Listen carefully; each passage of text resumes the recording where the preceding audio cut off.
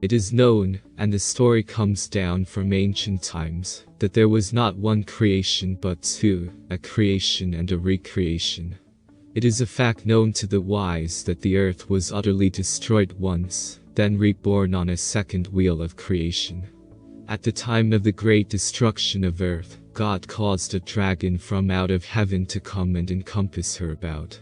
The dragon was frightful to behold, it lashed its tail, it breathed out fire and hot coals, and a great catastrophe was inflicted upon mankind.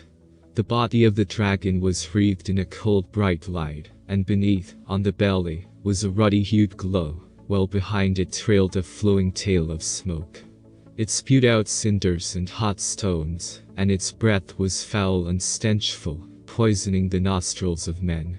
Its passage caused great thunderings and lightnings to rend the thick darkened sky, all heaven and earth being made hot. The seas were loosened from their cradles and rose up, pouring across the land. There was an awful, shrilling trumpeting, which outpowered even the howling of the unleashed winds. Men, stricken with terror, went mad at the awful sight in the heavens. They were loose from their senses and dashed about, praise, not knowing what they did. The breath was sucked from their bodies, and they were burnt with a strange ash.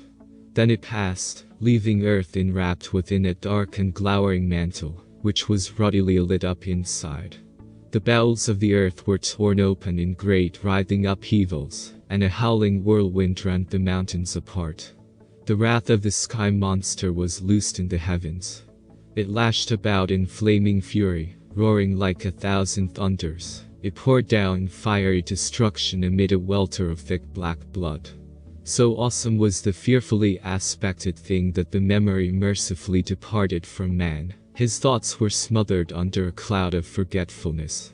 The earth vomited forth great gusts of foul breath from awful mouths opening up in the midst of the land. The evil breath bit at the throat before it drove men mad and killed them. Those who did not die in this manner were smothered under a cloud of red dust and ashes, or were swallowed by the yawning mouths of earth or crushed beneath crashing rocks. The first sky monster was joined by another, which swallowed the tail of the one going before, but the two could not be seen at once. The sky monsters reigned and raged above the earth, doing battle to possess it, but the many-bladed sword of God cut them in pieces, and their falling bodies enlarged the land and the sea. In this manner, the first earth was destroyed by calamity descending from out of the skies. The vaults of heaven had opened to bring forth monsters more fearsome than any that ever haunted the uneasy dreams of men. Men and their dwelling places were gone, only sky boulders and red earth remained where once they were, but amidst all the desolation, a few survived, for man is not easily destroyed. They crept out from caves and came down from the mountain sides. Their eyes were wild, and their limbs trembled, their bodies shook, and their tongues lacked control. Their faces were twisted, and the skin hung loose on their bones. They were as mad and wild beasts driven into an enclosure before flames. They knew no law, being deprived of all the wisdom they once had, and those who had guided them were gone. The earth, only true altar of God, had offered up a sacrifice of life and sorrow, to atone for the sins of mankind. Man had not sinned in deed, but in the things he had failed to do. Man suffers not only for what he does, but for what he fails to do. He is not chastised for making mistakes, but for failing to recognize and rectify them.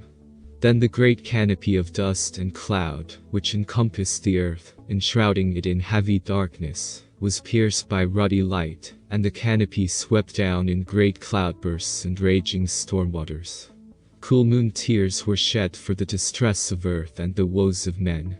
When the light of the sun pierced the earth's shroud, bathing the land in its revitalizing glory, the earth again knew night and day, for there were now times of light and times of darkness.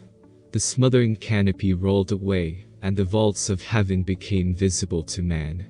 The foul air was purified, and new air clothed the reborn earth, shielding her from the dark hostile void of heaven. The rainstorms ceased to beat upon the faces of the land, and the waters stilled their turmoil. Earthquakes no longer tore the earth open, nor was it burned and buried by hot rocks. The land masses were re-established in stability and solidity, standing firm in the midst of the surrounding waters. The oceans fell back to their assigned places, and the land stood steady upon its foundations. The sun shone upon land and sea, and life was renewed upon the face of the earth. Rain fell gently once more, and clouds of fleece floated across day skies. The waters were purified, the sediments sank, and life increased in abundance. Life was renewed, but it was different. Man survived, but he was not the same. The sun was not as it had been, and a moon had been taken away. Man stood in the midst of renewal and regeneration. He looked up into the heavens above in fear for the awful powers of destruction lurking there. Henceforth, the placid skies would hold a terrifying secret. Man found the new earth firm and the heavens fixed. He rejoiced, but also feared, for he lived in dread that the heavens would again bring forth monsters and crash about him. When men came forth from their hiding places and refuges, the world their fathers had known was gone forever. The face of the land was changed, and earth was littered with rocks and stones, which had fallen when the structure of heaven collapsed. One generation groped in the desolation and gloom, and as the thick darkness was dispelled, its children believed they were witnessing a new creation. Time passed, memory dimmed, and the record of events was no longer clear.